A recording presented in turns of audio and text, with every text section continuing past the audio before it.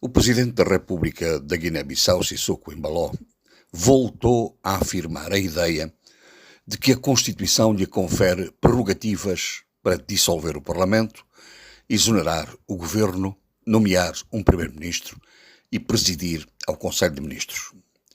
É o que faz de vez em quando, sem que se perceba com rigor o que o conduz à sistemática invocação desses poderes e numa interpretação sui generis dos preceitos constitucionais, a não ser um mero exercício de provocação política e de ameaças a que os destinatários têm reagido com manifesta desvalorização.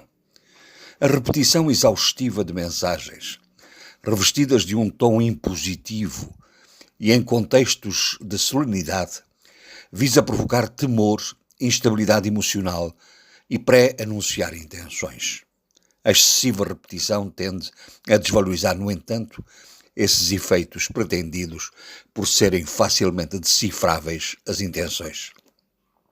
Sissoko Embaló tem nas suas intervenções públicas ou através dos seus conselheiros dois refrões que repete à exaustão: a dos poderes da dissolução do Parlamento e a necessidade do distanciamento dos militares em relação aos partidos políticos.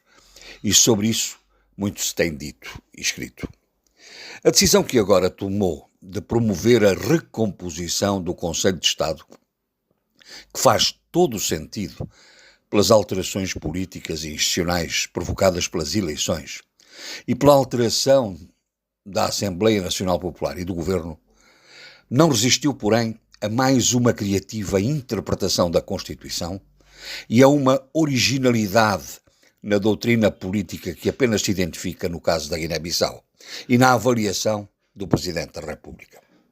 Os Conselhos de Estado nos vários países de língua portuguesa, o Conselho da República, no caso de Angola, são órgãos de consulta e aconselhamento do chefe de Estado com acolhimento constitucional e que deve ter, por regra, uma tradução num regimento.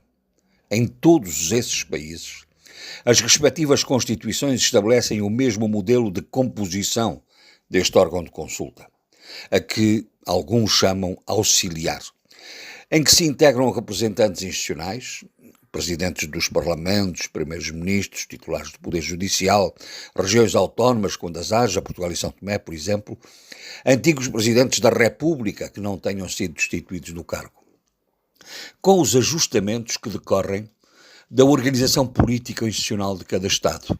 Angola, por exemplo, não tem primeiro-ministro, mas tem, no Conselho da República, o vice-presidente.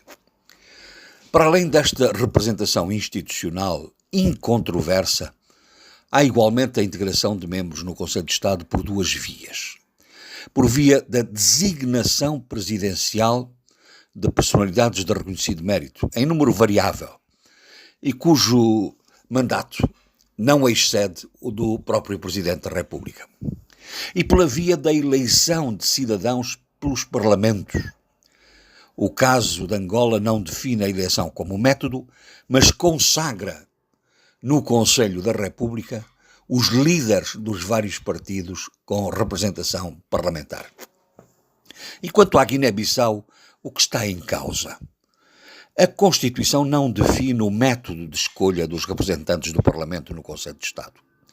Diz simplesmente que integram o Conselho de Estado o representante de cada um dos partidos com assento na Assembleia Nacional Popular. Isto é omisso sobre o método e muito menos estabelece o regime de cooptação pelo Presidente da República, como este afirma. Não está em lado nenhum. A independência política e a natureza institucional do Parlamento, núcleo da representação popular, da soberania política no regime semipresidencial e instância do poder legislativo, conduziriam a que a indigitação dos representantes da ANP fosse da sua própria responsabilidade, dos seus grupos parlamentares, porquanto não se prevê, igualmente, o método de eleição, como em alguns outros casos. De resto, no respeito pelo princípio da separação e autonomia dos poderes do Estado, num regime democrático, será de recusar a interferência de um órgão de soberania nos poderes de organização e gestão de um outro órgão de soberania. O regime de cooptação omisso, no caso, é normalmente aplicável na composição dos órgãos de gestão de sociedades comerciais, por iniciativas do próprio órgão, ou em casos de direito público, na cooptação para um tribunal constitucional, por exemplo, e também sempre por deliberação do próprio órgão, nunca por um órgão externo ou por um dos seus membros. Mais uma das muitas matérias que deveriam ser clarificadas na revisão da Constituição da República da Guiné-Bissau.